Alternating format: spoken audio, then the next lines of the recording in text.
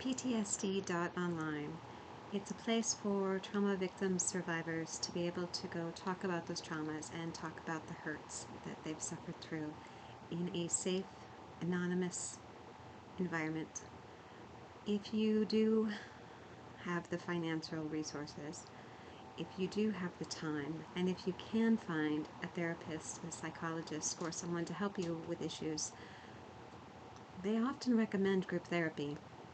That's because the best way to find healing is to talk to other peoples that have also suffered through the same things that you've suffered through.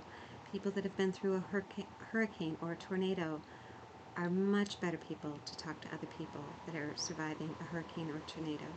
It has to do with what it feels like to have nature attack you. When you've suffered through a shooting, the best people to talk to are other people that have suffered through a shooting. It's because they know what it feels like to just randomly, out of the blue, have someone, for no reason at all, destroy your life. There's also places in there to talk about everyday emotions, to complain about work without your boss finding out. The site is completely anonymous. There is no place there to put your name, no emails, no login, no tracking whatsoever. It doesn't collect IP addresses. Not even admin has access to find out who you are. That's one of the other background things that keep people from talking or reaching out for help, is they're afraid people will find out that they're hurting. This means everyone has access, whether you're rich, whether you're poor. It's open 24 hours a day. If you wake up in the middle of the night with nightmares, you can reach out. So you realize that you're not alone, and there are others that wake up with nightmares too. Mental health is a big issue. And one of the reasons that it keeps getting worse and not better is because we don't talk about the things that are hurting. PTSD.online is designed to be a place, a safe place that you can go to, no matter why, no matter when. There's no pop-ups, there's no ads, there's no tracking. This is actually a rebuild. I had a system in place, hundreds and hundreds of pages, months and months and months worth of work. And a company that I worked with, that worked with another company, that worked with another company that had a program, updated their system to track every IP address that came in. My security system went off. When I investigated and found out what it was, I put up a disclaimer saying that IP addresses are being stored. And when I was talking to the site about other people, no, I couldn't have it.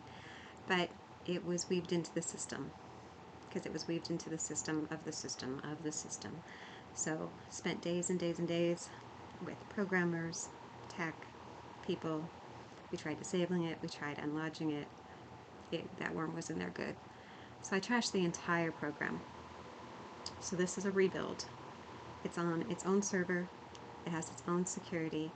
It's also using a lot of old programs. That's because the newer ones have all of those trackers and identifiers in there. So please be patient with it. It's as updated as it can be, but no tracking, none. No IP address collecting, no emails, no names, no addresses, no login. You should be able to get mental health and to reach other people without having all of that. Now, funding is an issue.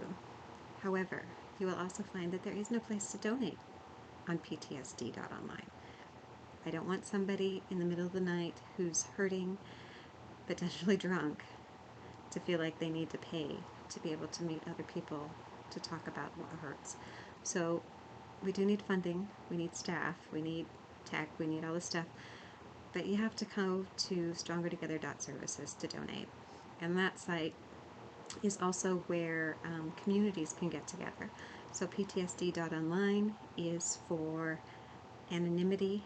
It's so that we can start talking about the things that nobody wants to hear about.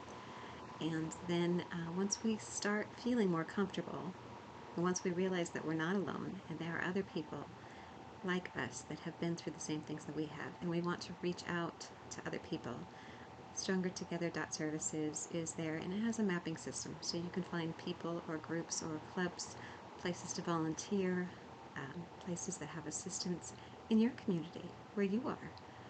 So let's start first with talking and getting used to talking, and we can meet people as well. And if you do want to donate, if you do think it's an awesome program and you want to be supportive, StrongerTogether.services has a donate tab.